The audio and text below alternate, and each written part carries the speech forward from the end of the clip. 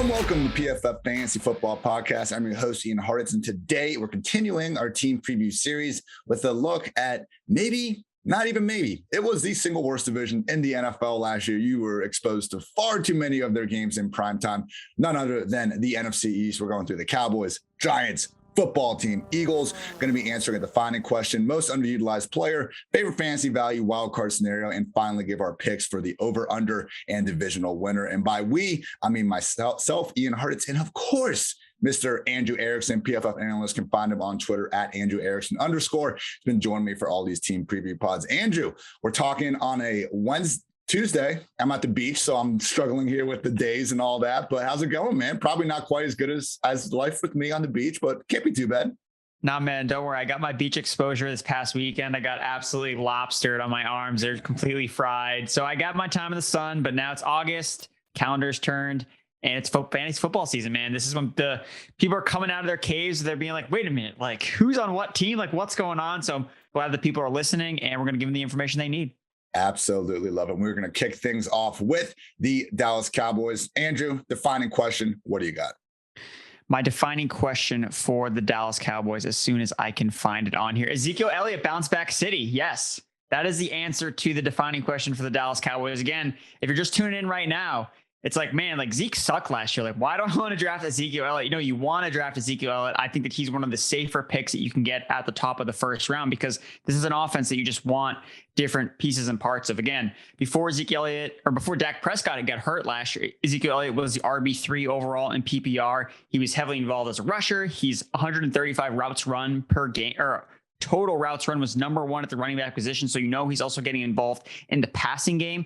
And this is an offense that is just going to run so many different plays. The defense cannot stop anybody. Dak is healthy. The offensive line is healthy. It's PFF's 6th highest ranked group heading into 2021, which is a far cry from where it ended last season, which was as a bottom unit, because basically everybody got hurt. Again, injuries usually will bounce back in a different way. So a team gets really hurt one year, usually they're more healthy the next year, and vice versa. So for me, I feel really confident about Ezekiel Elliott, and the way that the first round is kind of shaping up in fantasy drafts, like there aren't really that many like locked and loaded first round picks that you really can feel good about. But I think Ezekiel Elliott is definitely one of those guys. 100%. You mentioned the RB3 finish with Dak under center. And I understand that people watched Zeke last year and were unimpressed. You should have been. You'd be hard pressed to find a stat that he finished among the league's top 20 running backs in. And when you're being paid to be arguably the top 1 running back in the league, that's not going to cut it. With that said, he wasn't quite as terrible, I think, as people made it out to be. Part of the problem is how good Tony Pollard always looks behind Zeke when he gets a chance to go in there, you know, similar to when Duke Johnson was backing up some running backs over the years. And I won't, make myself get any more hurt going down that rabbit hole. But with Zeke, what surprised me, I guess, is that, we're getting all these, he looks so great in the offseason, like best shape of his life. Last year in that week 1 game against the Rams, when he had 127 total yards, 2 scores, I thought he looked as good as he did in years, man. He was making guys miss in the open field. And like you said, RB3 over the first 5 weeks of the year. The issue was not only losing Dak, but losing the offensive line. When you only get 2 games in the entire year from your pair of starting tackles, like that's going to be tough for any running back to overcome. And Zeke still basically did, man. We're still talking about the worst case scenario for Zeke. He was still a low end borderline RB1 finisher. Like, it's unfortunate you didn't get the top 5 guy you were looking for, but you didn't exactly, you didn't win your fantasy leagues with Ezekiel Elliott on your team last year, but I'm also saying you didn't exactly lose them. And I think we did see flashes that Rams game when he came back from injury against the Eagles. He forced 11 missed tackles on 19 carries. That was tied with week 17 Derrick Henry for the highest single week mark. So we saw the flashes. Seems like his head is on, as straighter than ever if we're taking any sort of, evidence from these glowing offseason reports that Dak and company have been thrown his way. Ezekiel Elliott, I think at this point, Andrew, even though the Saquon stuff, I maintain, it seems to be a little bit more rooted and, not even what doctors are saying. Like, the Giants they have his long-term interests at heart. Of course they do. They should. But like, what's that mean? You're telling me if Saquon's suited up in week 1, he's not getting 20 touches. With that said, there's far more concern around Saquon than Zeke. Would you take Zeke over Saquon right now? Yeah, right now I feel pretty good about that. I think that the touchdown upside in itself kind of lends yourself to leaning towards Zeke over Barkley, and the health is obviously a concern with Barkley as well. And like, you don't need to spend a top 5, as we'll talk about Barkley obviously, but like right now you don't need to spend a top 5 pick on Barkley because no one is really taking him in that area.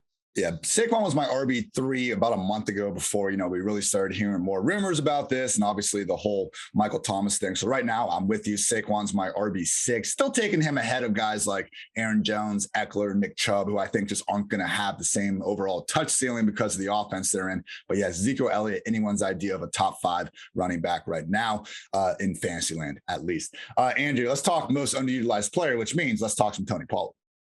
No, I'm not talking about Tony Pollard. I'm not talking about Tony Pollard, even though he was one of my honorable mentions here in this little section, because I want to give some love to Michael Gallup.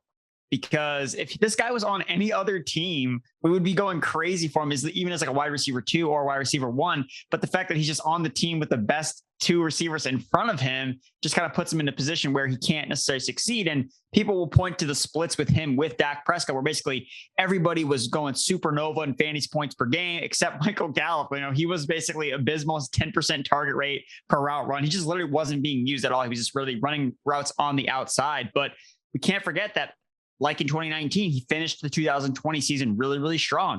He was a wide receiver 13 in total points from weeks 13 to 17, and he led the Cowboys in targets, receptions, receiving yards, and receiving touchdowns during that 5-week stretch. So there's going to be ebbs and flows to this Cowboys offense throughout the year. So just because Gallup wasn't hitting with Dak Prescott at the beginning of the season, that doesn't mean he's never going to hit with Dak Prescott at all during the season. Like, he is probably their most used vertical threat. Like, he led the team in end zone target share last year and an air yard share. So he's getting those high value touches that can potentially make up for, the less volume that you're going to see from Amari Cooper and CeeDee Lamb that are operating more close to the line of scrimmage, using more into the slot. But for me, it's like, look, at wide receiver, like, efficiency matters a little bit more than at running back, because we can, there's only really like a few locked in loaded wide receivers that, like a Devontae Adams, where we feel so confident about the targets they're going to get that they're kind of like viewed almost as like running backs. But at the receiver position, it's like, look, we can't be picky about how many targets this player is going to get. Like, if this guy's good, like, he's going to end up falling into targets one way or another. And on this offense, I think it's really beneficial to go after a guy like Michael Gallup, especially what if Lamb or Cooper go? I mean, Cooper's banged up right now. Like, if Gallup is able to emerge as a number 1 or 2 on this team, like, he's a top 15 option, like how we view Cooper and CeeDee Lamb. So I think that Gallup has some good standalone upside, or has some standalone value, while also has some upside if there's an injury that occurs in front of him. ADP wide receiver 36 at Underdog, all the way down to wide receiver 51 at Fantasy Football Calculator. And that's why we don't be using these redraft ADPs, in your, they're fine as a piece of the puzzle, but we should be leaning more on, FFPC, Underdog. ADPs where people actually have money invested, not, these mock drafts that people are quitting after round 7 and 8. And we're seeing guys like Gallup fall a bunch. So I'm with you. I Gallup under my favorite fantasy value because, yeah, he's going as at least a borderline wide receiver 3, when even with the Dak games last year, which seemed a little more on the bad volatility side than the good, he was still the wide receiver 33 in those 5 games, even provided some splash weeks with Andy Dalton under center. He's one of these players where I'm with you. He is legit good at football, and we should be trying to get these guys when possible. I mean, our ideal scenario is to pair elite talent with elite volume. It's hard to do, but Gallup, that's in his potential range of outcomes if things swing his way even a little bit this year. I mean, it really doesn't take much film work to watch how good this guy is. That week 1 game, I'll just keep talking about that Cowboys-Rams week 1 game for the entire podcast, but that was still one of the worst calls of the entire season when he put like a finger on Jalen Ramsey. And Jalen Ramsey, one of the most physical defenders in the entire freaking league, goes flailing around like he had just been, 2 hands shoved by Tyron Smith or something out of there. So that was the only game. I mean, you look at the 5 games that Dak was under center, they scored 17 points against the Rams. That should have been at least 20, 24. After that, 40 points, 31, 38, 37. Michael Gallup's could be a huge part of that. Whether or not he's the number 3 or, number 2, we're still looking at someone that's being undervalued in fantasy leagues of all shapes and sizes. Quick shout out to Tony Pollard. For those that don't know, PFF's 5th highest graded running back over the past 2 years. He's tied with Nick Chubb for the highest rate of missed tackles forced per rush, and tied with Derrick Henry for the most yards after contact per rush. Clearly, this is a, ramification of a small sample size. I'm in no way trying to say Pollard is as good as those guys.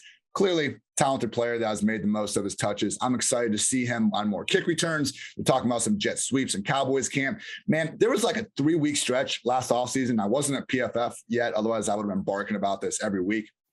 I was really hoping that because the Cowboys didn't have a locked-in slot receiver yet, we were going to see Pollard with the Travis Etienne, the Curtis Samuel, the Percy Harvin, the wide receiver, slot wide receiver, second RB role. Unfortunately, that pipe dream died the second the Cowboys drafted CeeDee Lamb. And as it should, man, CeeDee Lamb, making one circus catch after another there in training camp. Gotta love it. But Andrew, let's move on to your favorite fantasy value. Who you got?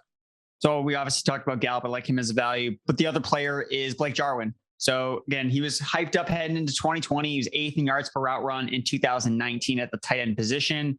And last year, all we saw was Dalton Schultz finish as a tight end 1. I think he was the 10th overall tight end, and he ran the 3rd most routes at the position. So there's a role in this offense that actually does utilize the tight end position. They don't run a lot of 12 personnel. So basically, we're going to know pretty quickly whether it's Blake Jarwin or it's Dalton Schultz, because chances are only one of them is going to be used on the field at a time because of how they rely on the 11 personnel, the 3 wide receiver sets with 1 tight end. So for me, Blake Jarwin is someone I really want to keep an eye on. Is he playing with the starters in the preseason, or is Dalton Schultz? Because this offense, again, they're going to put up big weeks because no one's caring about chasing these tight ends at all.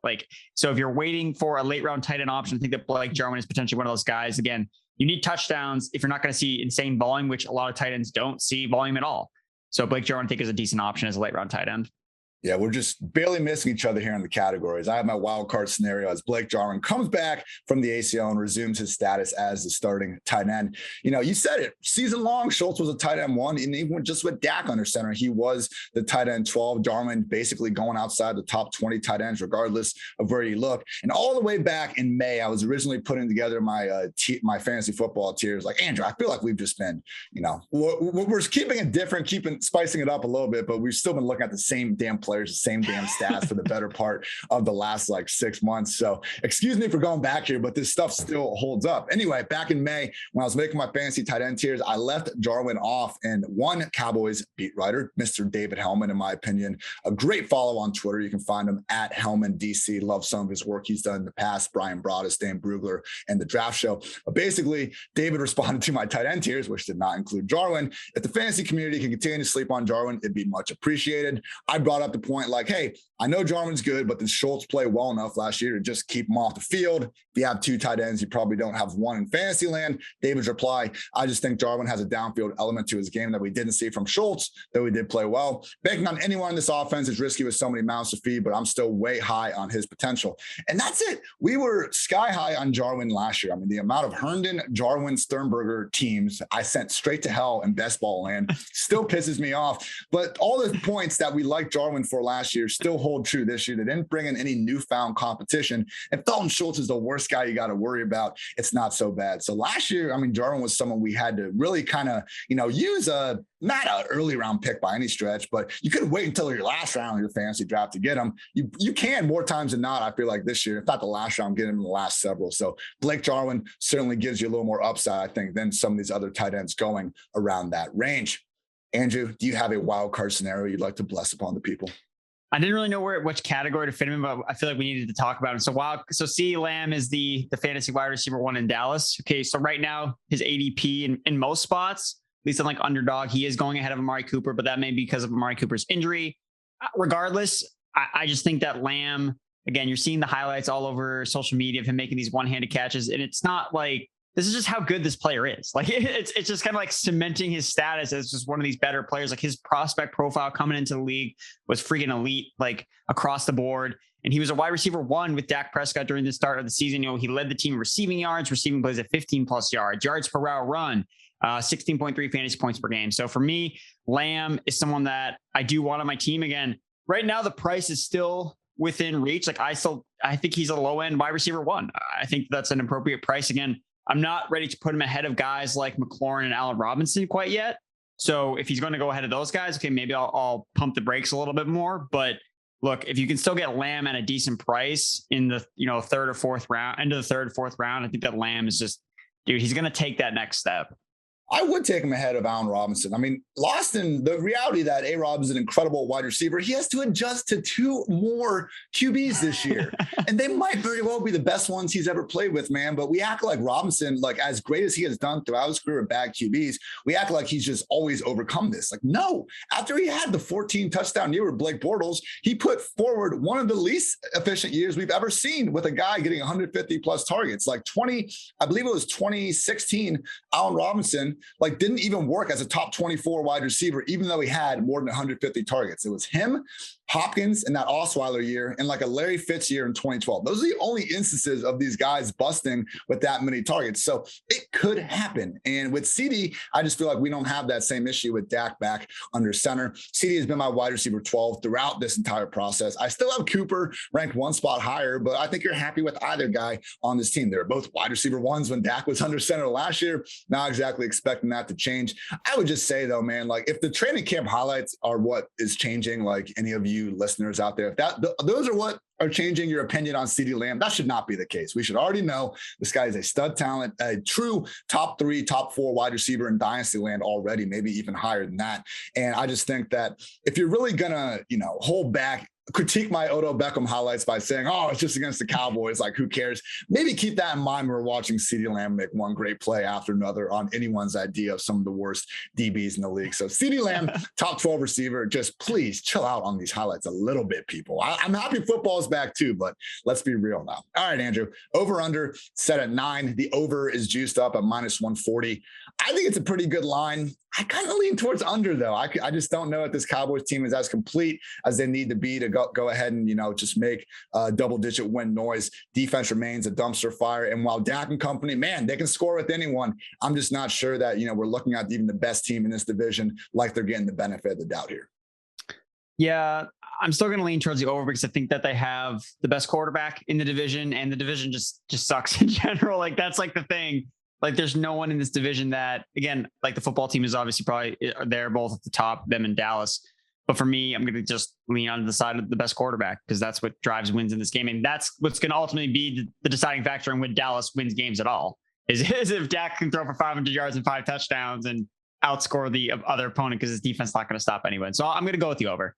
Yeah, we'll talk about it more with Washington, but I just really kind of see some 2019 49ers vibes from them. If Fitzpatrick, which is a big if, can just, be the guy he's been over the past 3 years, and the fact that they're over-unders at 8.5, I just think is a discrepancy in terms of who the best team should be considered in the NFC East. I do not think we'll be arguing about whether the next team should be considered the best team in this division. The New York Football Giants, Andrew, our defining question has got to be, who are we getting from Daniel Jones? We're getting the guy we saw in 2019 that actually gave us a lot of juice fantasy weeks, or we're getting the guy in 2020 who managed to score fewer touchdowns than Dak Prescott despite playing, more than double the amount of games.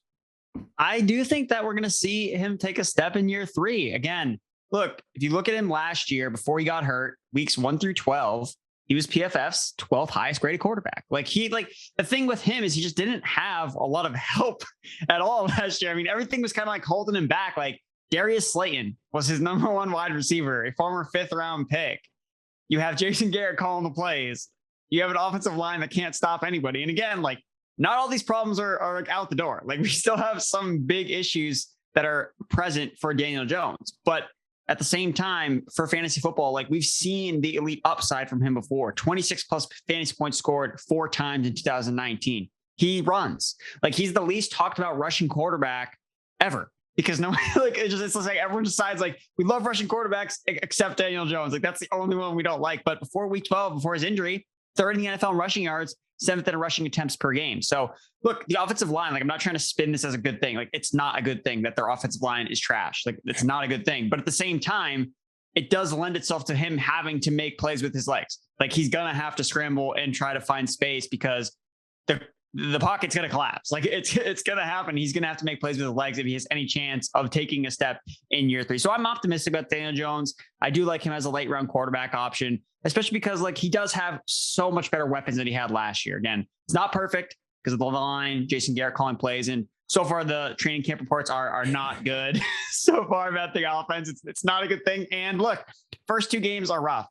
Broncos, Washington football team, even though Daniel Jones like somehow always finds a way to beat the football team. I don't know why. I think he's actually undefeated against the football team. Week 3 is the Falcons. So wait till week 3 for Daniel Jones. I think he'll have a big week in DFS. Jones versus Washington, like Trubisky versus Minnesota, man. Some mediocre quarterbacks just have their squads, I guess, they can beat up. Yeah, I was mad, man. I consider myself king of the Jason Garrett train picture, game on Twitter. And I missed a big opportunity yesterday. And shout out to my former boss, always a great guy, Adam Levitan, at Adam Levitan over at Establish the Run. And he actually hit the nail on the head with the train picture. But basically the quotes out of Giants camp: the Giants have thrown an excessive number of fades into the end zone with little success. And also the Giants have also spent a lot of time working on wide receiver screens, 2 of the most inefficient routes an offense can run, all engineered straight from the mind of one Jason Garrett. So yeah, man. And look, 2019, yeah, I saw the, desire to get in on Daniel Jones following that year. Only Lamar Jackson had more games with 30 plus fantasy points. That was the fun trend we were all getting behind. Phillip Rivers in his entire career never had a game with even 30 fantasy points. Got to bring that stat up when we can. But yeah, man, I know Tony's back. I know Galladay's back. But when you say like trash offensive line, we are talking like Shooter McGavin. What he finished, they finished dead last in 2021 PFF preseason offensive line rankings. So, if we have one of the problems, like play calling was bad, but the offensive line was okay, maybe I could get more behind it. But I think just with everything trending downwards in this offense, I will probably be letting someone else draft Daniel Jones in the later rounds. Andrew, I want to talk about John Ross for a second. Most underutilized player in 2019, started off the year, 158 yards, 2 scores, 112 yards in his score. Speed kills. He can fly. He's not going to get his chance, though, because Kenny Galladay and Kadarius Toney are there. If that's all we want to say about John Ross, I'm fine with that. But I'm just sad, man. He was one of these guys in free agency. I was really waiting to see if he could, find a better chance somewhere. And I thought he did for a second. And then when they brought in Galladay and Toney, obviously that pipe dream is over. Preseason, though, look out. Yeah, I mean, John Ross, when he's been healthy, he's actually not been terrible of a fantasy. He's actually been pretty decent. He's put up he's either scored touchdowns or like had 100 yards receiving, but it's just a matter of him being healthy on the field. And I mean, he's getting reps in at camp. Like, I don't know if they're sold on Darius Slayton being like ahead of him in the pecking order. And Kadarius Toney, again, is also like had a very unusual start to his career because he like didn't show up during mini camps and then he was injured and then he put on the COVID list. So I don't know how involved Tony's going to be from the get-go. So it'll be see if Ross makes the roster. I think that's just like, okay, like let's pay attention. If he can keep playing at wide receiver and not get moved to cornerback, I'll consider that a win at this point. Did you have another unutilized player you wanted to bring up? Yeah, Evan Ingram. Please stop using him like Jason Witten. Like, please. Like, I get that he was terrible last year. And again, first tight end since 2015 to lead his team in targets and not finish as a top 12 option is literally what Evan Ingram did last year. It's literally blasphemy that he was able to lead the team in targets and not be even a top 12 guy. Like, let alone like most, if you lead your team in targets, like, okay, automatic top 5 tight end. Like it's that easy. But look, Evan Ingram got the Jason Witten uses last year, his 25th in average depth of target. It was actually last among all Giants starters across the board. And that was basically hindering his fantasy ceiling. Like, he's a big play tight end. Like, he needs to be used downfield. And the only game where Ingram had a dot over 12 was in week 12. And he went 6 for 9 for 129 receiving yards. So they need to deploy him more downfield. And again, I'm not Jason Garrett. I can't tell him necessarily what to do. And considering they're working on screens and fades, it doesn't seem like this is going to be happening anytime soon. So yes, Evan Ingram, he's in that middle range of tight ends where you're kind of like, oh, like I need a tight end. Like, you should just draft one out. It's like, no, just stop, just draft more running backs, receivers, and just draft Adam Troutman, draft Joe. That, like, just wait, because he's going to be putting up the same production as tight ends you're going to get 4 or 5 rounds later. It'd be iffy on Ingram if we only had to worry about the pecking order now that Galladay and Toney are in there. But bringing in Kyle Rudolph on a $12 million deal over 2 years, like, that is not insignificant, people. We're going to see more of a 2 tight end offense. Keep an eye on Rudolph's injury. I know he's on the PUP list right now, so we need to monitor that. But yeah, all the stars aligned for Ingram last year. He couldn't get it done. He'll have some sort of touchdown regression, but I think the targets could be cut in half. And at that point, we're just looking at someone that, best case, finishing as a low end tight end 1. I'd rather have someone with higher upside. I still can't get over Ingram going as high as he is going in drafts. Could not pay me to draft this man as a top 12 tight end at the moment. We'll see if I end up looking like an idiot when it's all said and done, but I'm feeling good. Just based on projected targets, people. I thought Ingram was better than he showed last year. He probably will be better in 2021 than he was in 2020. Just going to be hard for him to be that much better when we're potentially cutting the opportunity in half. Let's talk favorite fantasy value, Andrew. I think we're on the same page here. One, Sterling Shepard.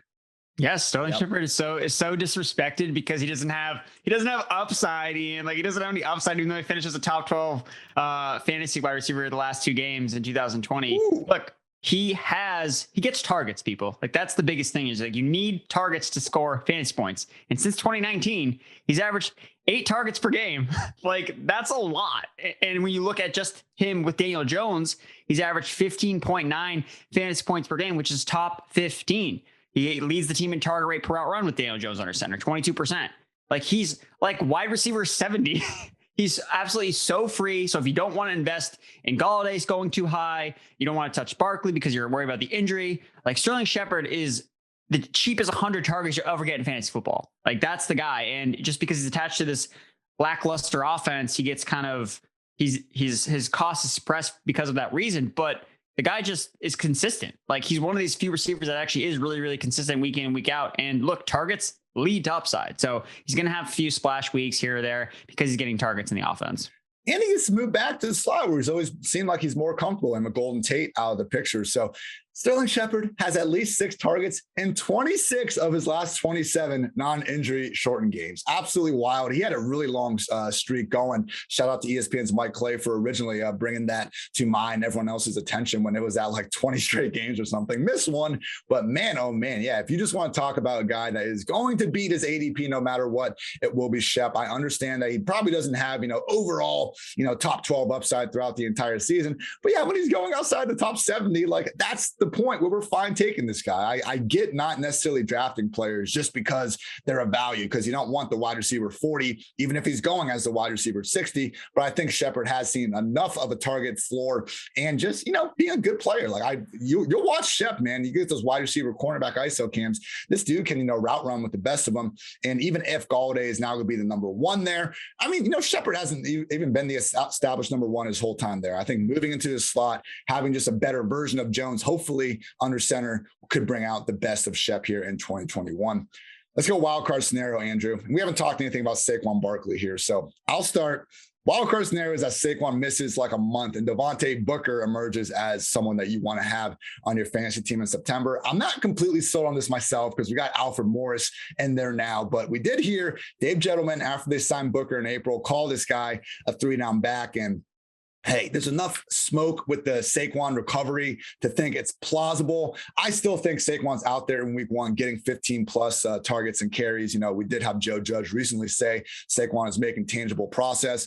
Every single issue with Saquon seems to be coming from Jordan Renan. And every single time he just says that the Giants have Saquon's long-term issues, like long-term health, in mind. Of course they do. It's Saquon Barkley. You drafted the guy 2nd overall a couple of years ago, but I just don't see a world where he's healthy enough to suit up week 1, which they've always said is, if not possibility, the expectation. And Jason Garrett's not going to use him. I mean, how many times did we hear this? It wasn't from injury, but whether it's Zeke coming back from suspension, coming back from Cabo, coming back from wherever. And then what Jason do? He fed him his usual, feature workload from day 1. I think there was that Dolphins game a couple of years ago where the Cowboys were pretty much blowing them out and they didn't really need to keep their foot on the gas. Maybe Pollard was a little more involved than we thought, but just expecting Saquon to be down for more than a week or 2, man. Again, as long as the health goes right, until we hear a doctor say, hey, Saquon is not recovering fast enough, like he's not healthy enough to play right now. Until we hear that, I'm fading this idea. So I guess my wild card scenario, I don't even believe in myself, but it could happen. We have to realize there is a possibility Saquon, is going to miss a little bit of time, but I didn't feel bad enough about it to move him any lower than my RB6. If anytime I can get Saquon, man, at the bottom of round 1, God forbid the beginning of round 2, I am drafting him every single time. Oh yeah, no, I think that's a sweet spot. Like, if I'm picking at the 12-13 turn, I'm always going to get Saquon with one of those picks. Like, you cannot, if you're picking the 2nd round and he's there, like, you have to take him, like, no matter what. Like, he should be the number 1 pick there in the 2nd round if he falls. And I guess my take on Barkley is look, I think that it actually would provide some peace of mind for fantasy managers if they don't actually play him in the beginning of the season, because the last thing you want is for him to get 10 touches a game with an underwhelming offense, because he's going to need the workload to overcome all the problems we talked about with this Giants offense. Like, he's going to need volume. And the issue is they have a really tough schedule that we already talked about. He have the hardest schedule for running backs for the first 5 weeks of the year. So all those things combined, like, I don't think we're going to see a lot of like top end tier production from Barkley. It's really going to be a long-term play if you're investing in Barkley, and just be smart about it. So if you draft Saquon Barkley with the top end pick, look at Devontae Burke, but also look at some of these other, quote unquote starting running backs like a Raheem Mostert, Ronald Jones, Melvin Gordon, guys that are falling because, okay, by the end of the year, like, they're going to lose their jobs. That's fine. Like, you have Barkley locked and loaded for the end of the season. So look at some of these other players to potentially pick up the slack during the beginning of the year. So I think that with the right approach, you can make Saquon Barkley work on your fantasy team. I think that is an interesting way to kind of approach it. But for my other wild card is Kenny Golladay. Finishes as a wide receiver 1, because I think that the fit works with Daniel Jones as a guy who throws downfield, or he's been efficient throwing downfield, highest passer rating on 20+ yard targets last season. And he throws in the tight windows, 22%, tied for 4th highest last season. And that's what Kenny Galladay's claim to fame is. Like, contested catch receiver. He's number 1 in fantasy points per touch over the past 2 seasons. And that's really what was the biggest problem with Daniel Jones last year. He literally did not throw any touchdowns because he literally had no one to throw the ball to. So I think they're replacing those downfield targets and end zone targets that were going to Darius Slayton last year with a guy like Kenny Golladay. I think it's just going to naturally boost Daniel Jones's numbers. I think kind of help Kenny Golladay a lot. Bad timing, Andrew. 12 minutes ago from Jordan Renan, Kenny Golladay just walked inside with the trainer. Not long after this play, you can see him kind of grab the back of his leg. We will monitor that injury. John Ross, baby. John Ross season. Let's go. God, I love mid-podcast updates, no matter how severe. The worst one ever was last year when Dez got pulled out of the Ravens-Cowboys game, like in the pregame, and Dwayne had to tell me live. But we also got an A.J. Brown touchdown live on the pod last year. What were you saying? No, I was saying, so just more Sterling Shepard, because this is just another reason he's going to get more targets in the offense. So you're going to be good there. But yeah, it's going to be definitely tough sledding for these Giants, especially in those first 2 weeks. And that's the other thing too, kind of bring it back to Barkley is, look, if they start 0-2, like, they're going to have no choice. Like, okay, like, we need Barkley out there because our offense, like, we're losing games. Like, we need our best player on the field. So their hand's going to be forced sooner rather than later to get Barkley going. I'm just fading more because the way they've made it sound, it's like they're going to have him out there, but not be giving him the featured role. And that's what we don't really see. We see teams hold the guy out, but if you're saying he's not healthy enough to play, like, why is he out there to begin with? So that would be the confusing part for me with that. But hey, we'll see. Should get more info as August continues.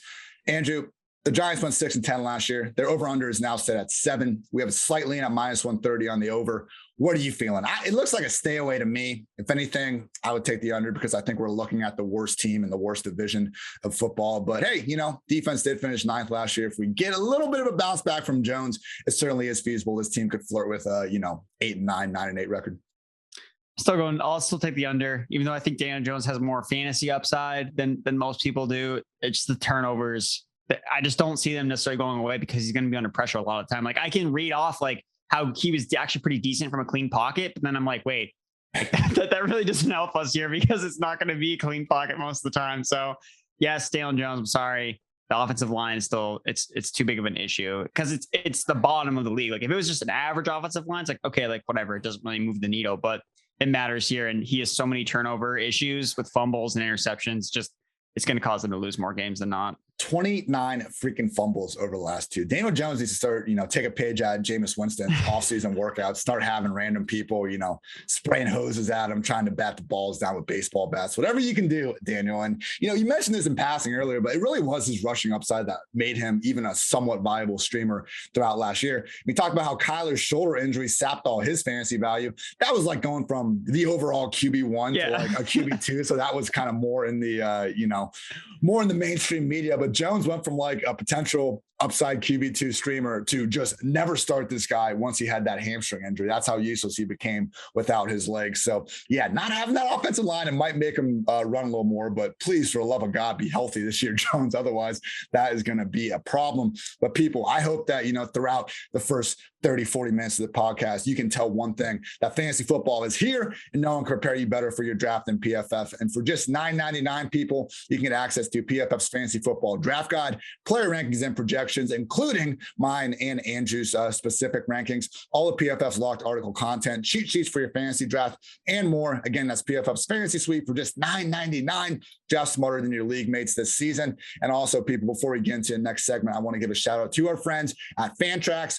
Fantrax's free fantasy football league manager is the most customizable, easy to use, and feature-rich platform in the entire industry. PFF is gearing up to play our leagues on Fantrax this season. If you're coming from another site, that is no problem. Fantrax can import any of your current leagues completely free. So sign up and play now at fantrax.com/PFF and get a chance to win a trip to any regular season game this year for you and your entire league. Make your league on Fantrax and then head on out to a free Las Vegas Raiders games with your buddies. That would certainly be my pick if I won this. I'm not eligible because, I'm the one reading the ad, but you could imagine. That's fantrax.com/PFF, the home of fantasy sports.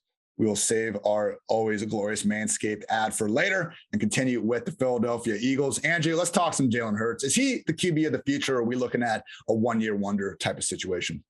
Nah, man. I think he's QB future, especially because his ADP is starting to go down a little bit more because people are starting to realize that we were way too excited about him to start. It's like, wait a minute. Like, he did have the worst accuracy percentage last year of all quarterbacks. Like, let's take it back a notch. But he's starting to settle in where I think he's actually going to be a late round quarterback in most traditional redraft leagues. So I think that you should be on Jalen Hurts potentially because of the way that, he runs. Like, that's the biggest thing. That's what he offers to his upside. Just last season, his rushing alone, that production was putting up top 8 fantasy quarterback numbers. So if he just improves just marginally, even he doesn't even improve that much as a passer, but he should. And that should make him be, flirt with potentially top 5 fantasy football numbers. You have Devontae Smith. Okay. Hopefully that he's healthy by the time the season starts. He's a huge upgrade because last year, nobody threw to less open receivers than Jalen Hurts did. So having Devontae Smith, who is basically gets open at will at Alabama, that's going to help him a ton. You also have the new offensive coordinator coming in, Nick Sirianni, who I think is going to help Jalen Hurts' completion percentage because last year, part of the reason why Hurts' completion percentage was so bad was he was actually throwing to the perimeter all the time. He never threw over the middle of the field. He had the highest percentage of throws outside the numbers, and those are just going to be harder throws to make. So you look at his average depth of target combined with the fact that he was actually throwing to the boundaries significantly all the time. Of course his completion percentage was terrible. It's impossible. But when you look at Philip Rivers, heat map, for example, it's all over the middle of the field. So you're going to have more layups for Jalen Hurts. They're going to use more screens, take advantage of, a guy like Jalen Reagor who has yards after the catch ability. Devonta Smith can make plays after the catch as well. So I think the system is going to be a little bit more favorable for him. They're not just going to be chucking it every single time, throwing it deep. The offensive line is healthy. And that's a big thing, is the offensive line is healthy. This is the big issue with Daniel Jones, not an issue here with the Philadelphia Eagles. So I think that Jalen Hurts definitely has the repertoire to be a legitimate fantasy quarterback. And I think that he's worth buying at the discount. People are concerned about the Eagles potentially trading for Deshaun Watson, but at this time it's you got to go with the information we know. And right now Hurts is starting to fall as a top 100 pick. So I still like him at that value.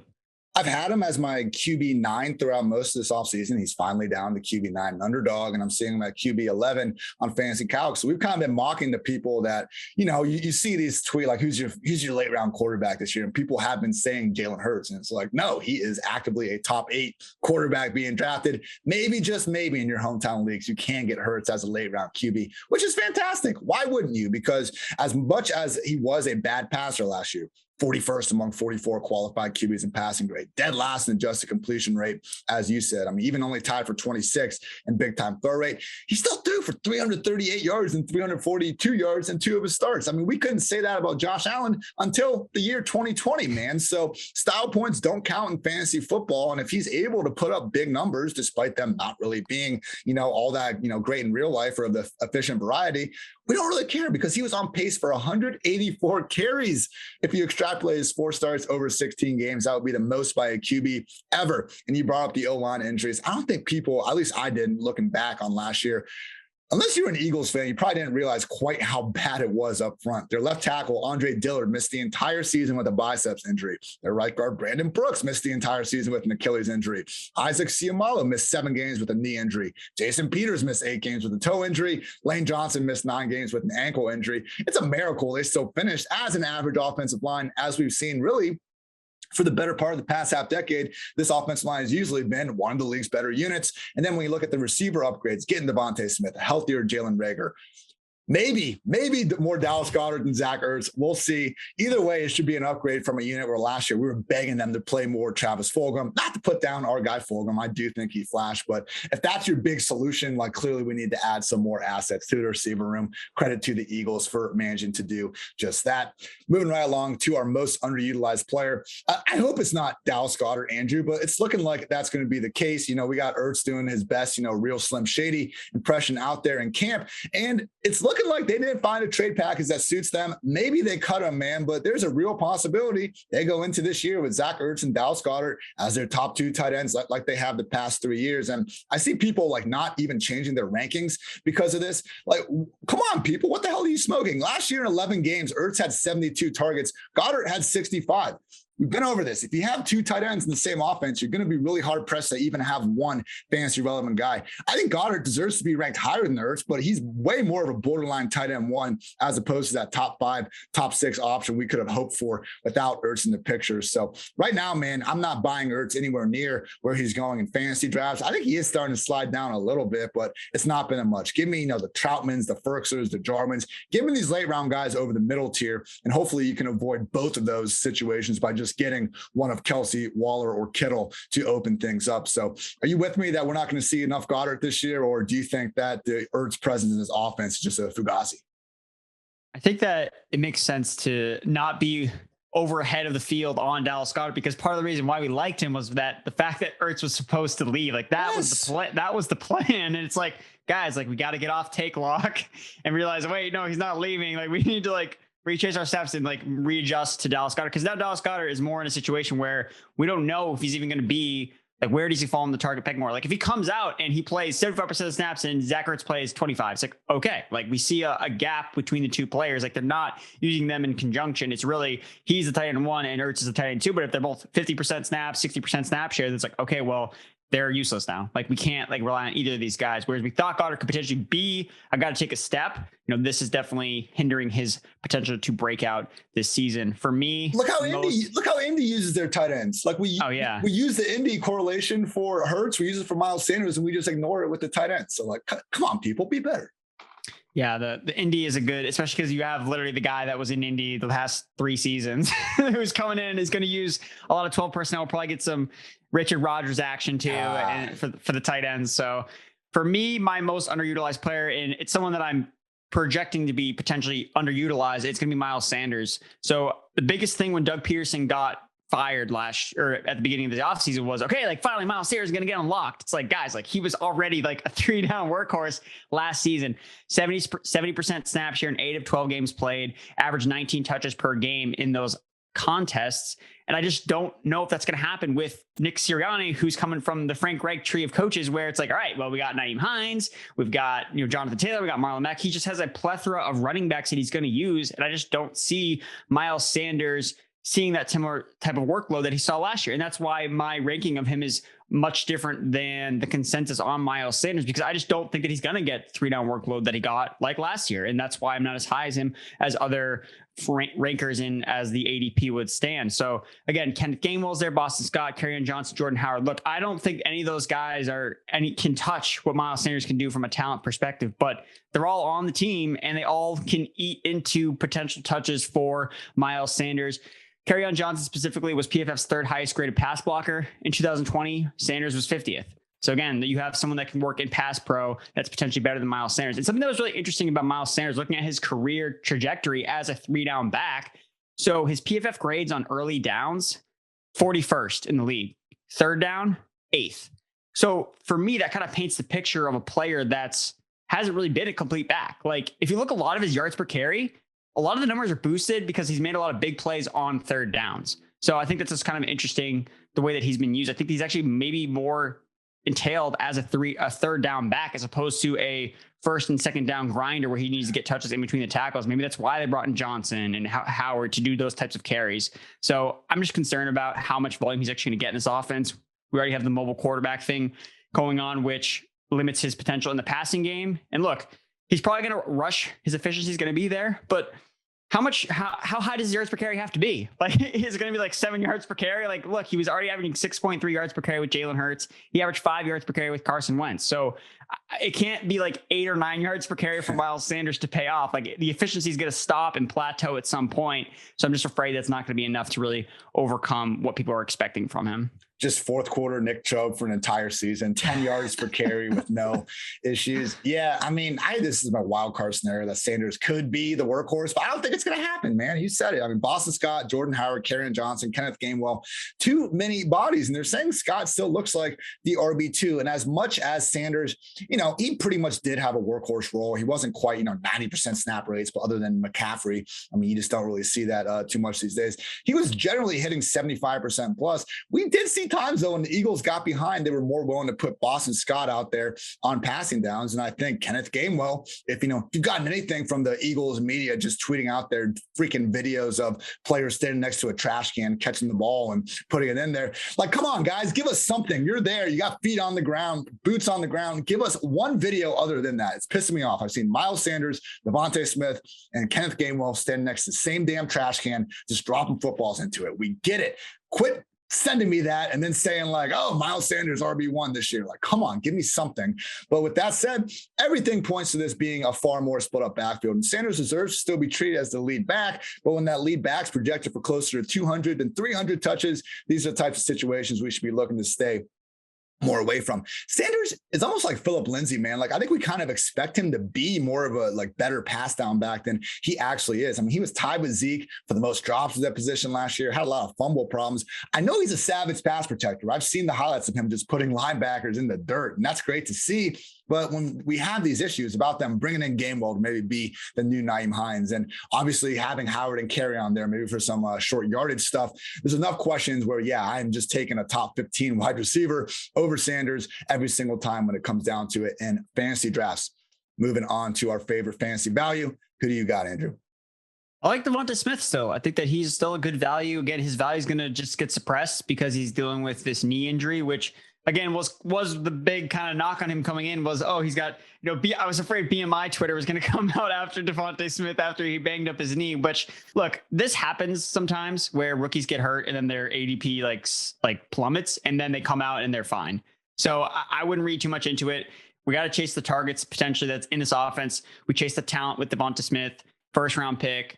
Guy could get open better than any other receiver in college football last year. And that's what Jalen Hurts needs. Like, it wasn't Jalen Reagor was an option last year for him, but I think that Devonta Smith is still the guy that you want in this offense because Reagor is still a question mark. Again, we mentioned Fulgham is kind of like a upside player if there's more injuries that happen, but it's still Devonta Smith that should probably lead the team in targets, even with Ertz still back in the mix. And I know you're really high on Smith. Are you changing your stance on him at all with this injury? Are you doubling down or? Maybe like I'm looking at it right now. I have him as my wide receiver 25 right now. And I don't really think I'm going to change it. It's a sprained MCL, man. We're getting a couple weeks. It's freaking August 3rd. Like, that's okay. If anything, the first few practices he was at gave us the confirmation that we wanted, that he is looking like their legit, undisputed number one pass game option. I mean, the knee wasn't a problem when they're saying Jalen Hurts is hitting him for 80-yard touchdowns down the field. I think the one stat I saw was in like his first two practices, caught 7 to 10 targets and had 3 touchdowns in that stretch. So for me, everything sounded like Devonta Smith was having his way with the defenders like we thought he was in this practice. And yeah, sprained MCL, not ideal. Also, similar injury that AJ Brown had to go through in his rookie year. And then he comes out and goes for over 100 yards against the Titans in week 1. So, it's not ideal. I wish Devonta was healthier, but I will absolutely be taking the discount, with where he'll likely be going. So still looking at an absolute stud and a wide open offense with the QBs familiar with. I've always thought the discrepancy between Jamar Chase, Devonta Smith, and even Jalen Waddle was a bit too wide. So yeah, I'm with you. Also my favorite fantasy value, Devonta Smith. Keep giving us that discount, man, because remember last year, like it took us weeks for Justin Jefferson and T. Higgins to even earn their offensive starting role. Devonta should have that from day one. But Jalen Hurts, who we've established isn't the most efficient quarterback in the world, but again, already has proven 300-yard upside in his arsenal. Andrew, I talked about my wild card scenario already where Miles Sanders could be the workhorse, although I don't think it's particularly likely. What is your wild card scenario for the 2021 Eagles? I mean, it's our guy, Travis Fulgham, because he's got an opportunity to potentially get more reps in with the starters now. Devontae Smith is obviously out. Jalen Reagor failed his conditioning test, which is definitely not a good sign. And it's different from Goedert. It's actually like, look, because Goedert failed his conditioning test too. I was like, oh my God, like what are these Eagles players doing? But Goedert like did his conditioning test like incorrectly, which is why he failed. It's not because he was out of shape. He like did the wrong exercise or something like that. So that's a whole other issue. Maybe that's why they brought back Ertz, because just Goedert things aren't clicking with him mentally. But Travis Fulgham, again, kid was absolutely balling last year. Weeks 4 through 8, he led the entire NFL in receiving yards. PFF 7th highest graded receiver. So there is talent here present somewhere in Travis Fulgham's body. Like it exists in his body. And again, look, Jalen Reagor was the first round pick that the Eagles took last year, but we don't know if he's going to really ascend to be at least the number 2 on this offense. Like he's slided. He shouldn't be viewed as that, but it would not surprise me if Fulgham is able to outproduce him potentially alongside Devonta Smith. So again, if Fulgham makes the most up with his opportunities with this offense, especially if he flashes in the preseason, I think that's kind of important to know because he might be Jalen Hurts' guy potentially if Smith's not playing. So Fulgham, I think we might see some more steam come out about him. So he's someone to keep tabs on. Over under sitting at 6.5. We got a -130 juice on the over. I like the over. You tell me the Eagles are worse than the New York Giants. I do not see it, man. And particularly when you look at their schedule, I mean, they are certainly benefiting from their finish last year. We got appearances against the Panthers, the Raiders, the Lions, the Jets, even the Broncos, if you want to throw them kind of in that just crew of just terrible, potentially terrible football teams. And, and again, the league's worst division. I think it's reasonable the Eagles could, win maybe 3 of those 5 games I just listed. And I don't know, go 4 for freaking 6 against this terrible division. It's not out of the picture. And I just think, again, I'm basically the reason why I'm taking the Cowboys under is because the Washington football team, in my opinion, should be favored ahead of them. The reason why I'm taking the Eagles over is because I think they should be favored ahead of the Giants. Are you with me? No, I'm taking the under. I like the plus money on the under. So I'm going to chase that. The secondary is still terrible. Their defense is not great. Darius Slay was terrible last year, and he was their best cornerback. They went out and acquired to be a solution to their secondary problem, and he just didn't deliver last season. So I've got concerns about the defense. And look, this team has been so-so on Jalen Hurts. So I'm just concerned that if they start out kind of that they just kind of pull the plug during the end. I mean, last year we literally saw them throw a game so they could have a higher draft pick. So again, I experimented with this with the Miami team that basically tanked a couple of years ago. I took their over and it just was awful because there's this team is trying to lose games and I took their over. This is not a good combination. So that's why one concern with the Eagles that they find themselves in a place where hey, we just want higher draft picks because we're going to find a new quarterback next year. Then I could see them going under the 6.5. We'll remember this spot in the broadcast when new Eagles quarterback Deshaun Watson is under center in week 4. Yes, that will destroy me. Speaking of Watson, funny tidbit comes up. Apparently, he's not at practice because trainers were examining his foot and ankle. And for those that haven't been keeping up with Texans training camp, they've had Deshaun Watson playing scout team safety, just chilling there, trying him not to get him hurt. And apparently, it didn't work. He's now injured. So just another day in the life of the Houston Texans organization. Gotta love it. Okay. One more squad here, Andrew. We got the Washington football team. Defining question, mine is, will the good version of Fitz be out there for 17 games? Because, if you just look at the competition he's facing, Taylor Heinicke, Kyle Allen, I'm not saying they can't win the job, but if we see the guy Fitz has been over the past 3 years, I mean, this is just a situation where the best player should win out, and he's getting every chance to do that. Because in 2018, fantasy QB1 in weeks 1 through 3 while Jameis Winston was suspended. Obviously made sense for the Buccaneers to see what they had in Jameis after that situation solved itself. 2019, QB2 in weeks 7 through 17 upon taking over full-time from Josh Rosen, a quarterback the Dolphins figured out finally, hey, he's not our future. Fitz, go knock yourself out. 2020, QB8 in weeks 1 through 6 before quote unquote losing his job to Tua. As we saw in the remainder of the year, when it came down to it, we need to win this game. There's only 2 drives left. They would literally take Tua out for Fitzpatrick. So finally, without this former top 10, first round pick behind him, that the organization should rightfully see what they have in him. Fitz should have a chance to actually be a starting quarterback for the first time since that Jets tenure he had in the mid 2010s. So it's asking a lot for a notorious boomer bust player to continue to boom. But man, if he can, Andrew, again, I think this Washington football team with how dominant that, defensive line just full of former first round picks could be. If we get the year 2 jump from Chase Young and he like turns in like a defensive MVP caliber season, which I think he's capable of, former number 2 overall pick, a freaking predator version of a man, we could be looking at a 2019 49ers type team where I think the offense is, good enough and has enough big play ability to win a game or two when needed. And the defense might just take care of the rest. So I know that's kind of what we were seeing last year to an extent. Maybe the defense takes a step back, but bringing back all those D linemen, adding William Jackson to the secondary, I think was a great move. Again, if we can just get the good version of Fitzpatrick, I think this Washington football team can make a lot of noise here. And, not a completely wide open NFC because the Buccaneers, I think, deserve the benefit of the doubt. But no Breeze finally. We're not sure if the Rams experiment is going to work out. Russ Wilson, Mr. Unlimited, seems, a little more iffy by the year. I don't know, man. Could be a year of Washington football team. As long as Ryan Fitzpatrick can be average, like he doesn't even necessarily need to be like a top 10 quarterback necessarily. I mean, we saw the Washington football team, go toe to toe with the Tampa Bay Buccaneers in the playoffs, who would go on to win the Super Bowl because they had a quarterback just throw the ball downfield. Like that's all like Fitzpatrick has to do is just like, hey, are you willing to throw the ball downfield? He checks his ADOT. Oh, 9th in the league since 2019, second in air yards percentage since 2019. Okay. Yeah. I can throw the ball downfield because that's what they didn't do last year. I mean, when your offense runs through JD McKissic and Logan Thomas, like you're just not going to generate explosive plays. And that's what limited their offense last season. So I think that just Fitzpatrick's presence alone being there, and also him having the knowledge in the sense that, look, I don't need to necessarily push it pedal to the metal because I know I have an elite defense on the other side of the field. So if we have a lead, I think that they're actually going to run the football. It's actually something I noticed when I was looking at doing their team preview was the offensive coordinator, Scott Turner, would go super run heavy anytime that they had a lead last year.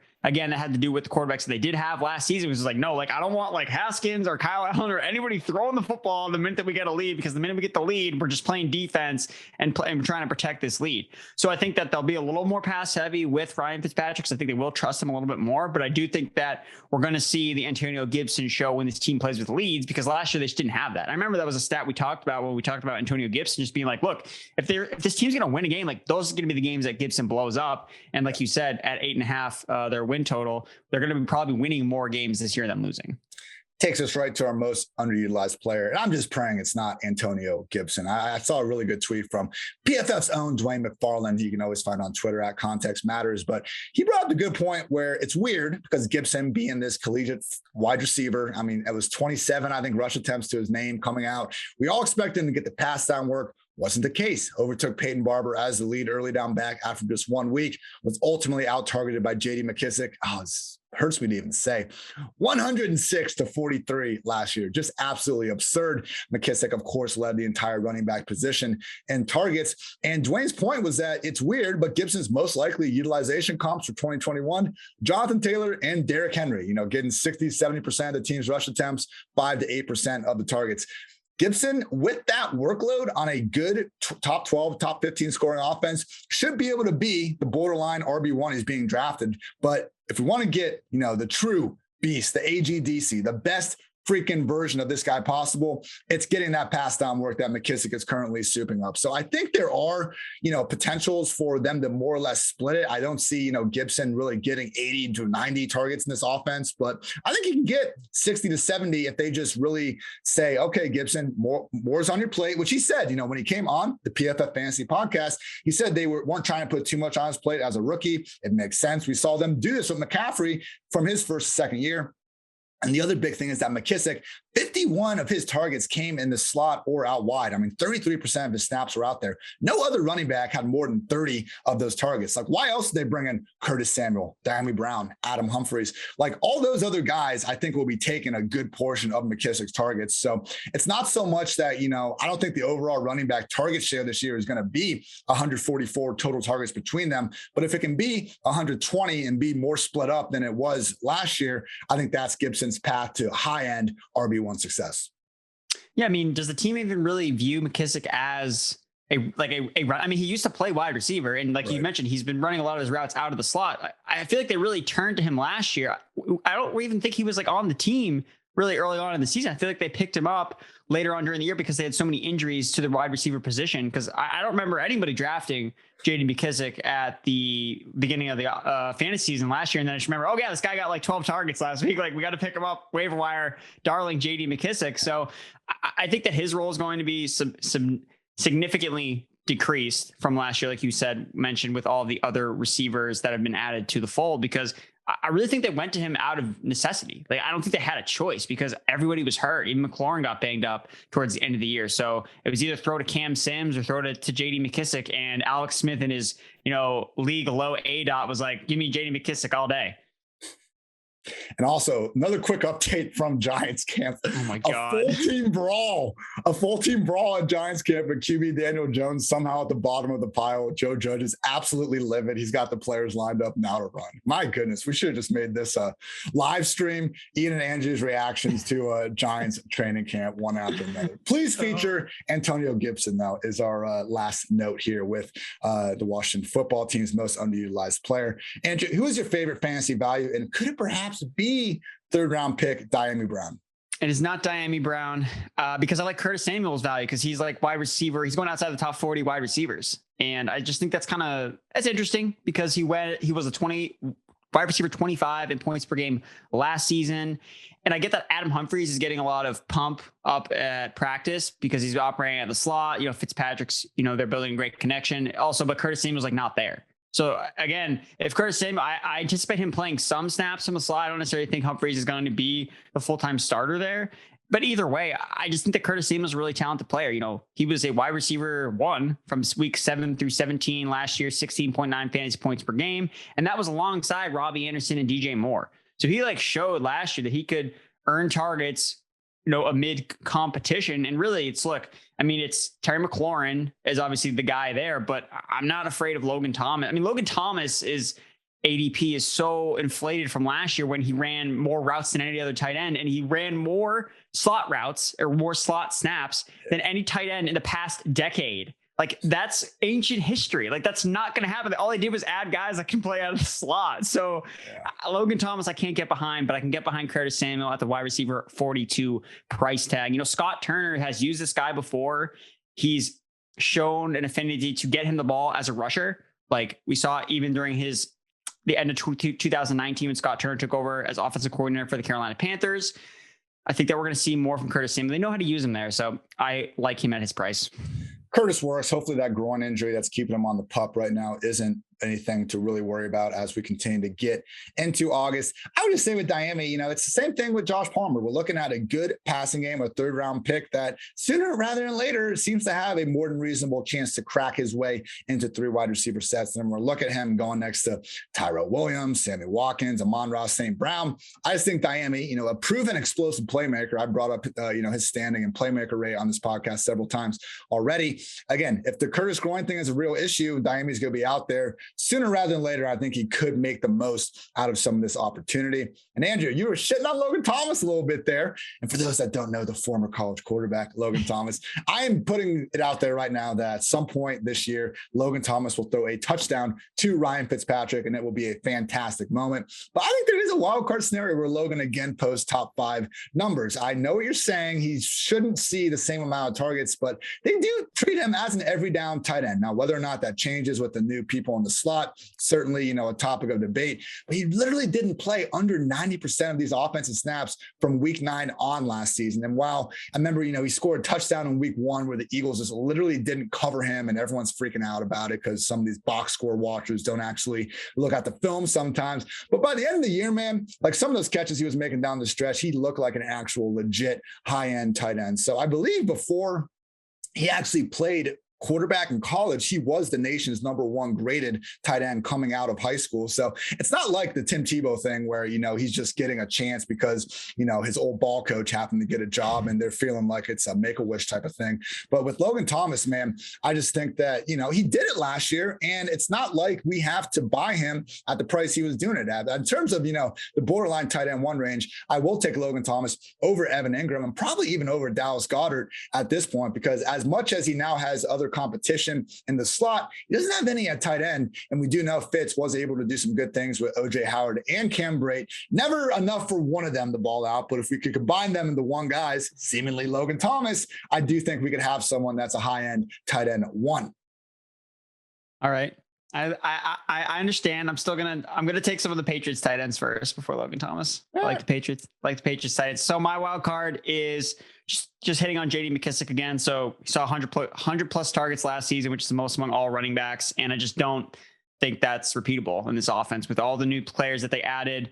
Curtis Samuel specifically finished second among all wide receivers in targets behind the line of scrimmage last year. So that's usually where you see a lot of targets go to the running back position. So I just think that a lot of McKissic's like appeal and why he's being drafted again, like he's not going to like nuke your team if you draft him, but I don't know if he's ever going to see similar spike weeks that he had last year in this. I mean, his target share was 18%. Like that's like Alvin Kamara level target share.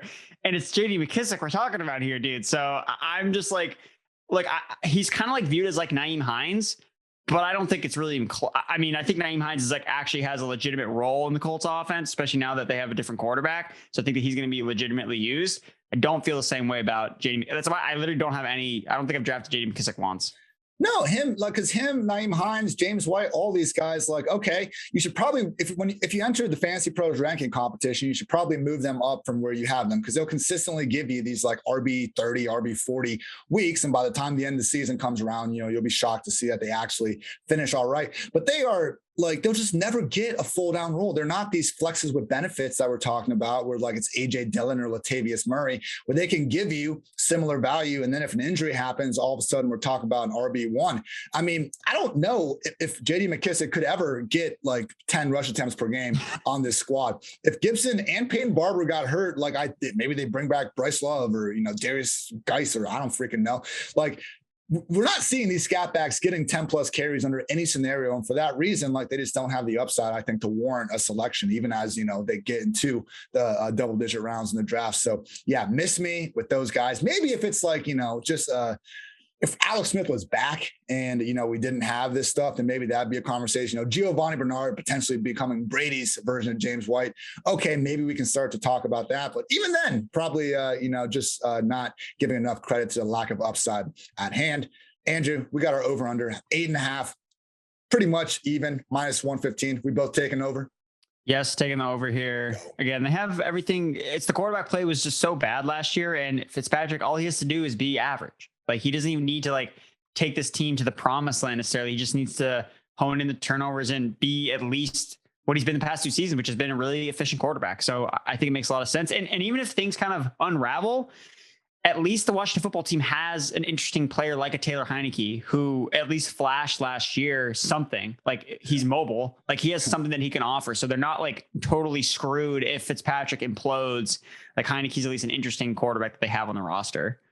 All right, now for the big moment, everyone. NFC East division winner, Cowboys plus 130, Washington plus 230, Giants plus 450, Eagles plus 550. Who do you got, Andrew? I want to burn my money. I'm going to take the Giants but I don't want to burn my money. So I'm going to go with the football team. I got the football team as well, plus 230. I know we've had this ridiculous streak of, different NFC East division winner by year. So maybe it keeps on keeping on. But, we got Joe Judge running his players like he's Herb Brooks right now at practice. We got a Cowboys team with, maybe not the single worst defense in the league, but probably in the argument, Eagles team that we've certainly gone through their flaws throughout this whole podcast. So come on, Fitz. One last Cinderella story in you. Let's go make some noise with this Washington football team here in 2021. Before we get out of here, everyone, I would be remiss if I didn't just give a quick shout out to our sponsor, because support for PFF is brought to you by Manscaped, who is the best in men's below the waist grooming champions of the world. Manscaped offers precision engineered tools for your family jewels. Manscaped just launched their 4th generation trimmer, the Lawnmower 4.0. Join over 2 million men worldwide who trust Manscaped for this exclusive offer for you, 20% off and free worldwide shipping with the code PFF at manscaped.com. Get 20% off and free shipping with the code PFF at manscaped.com. One more time, that's 20% off and free shipping at manscaped.com and use code PFF. Unlock your confidence and always use the right tools for the job with Manscaped.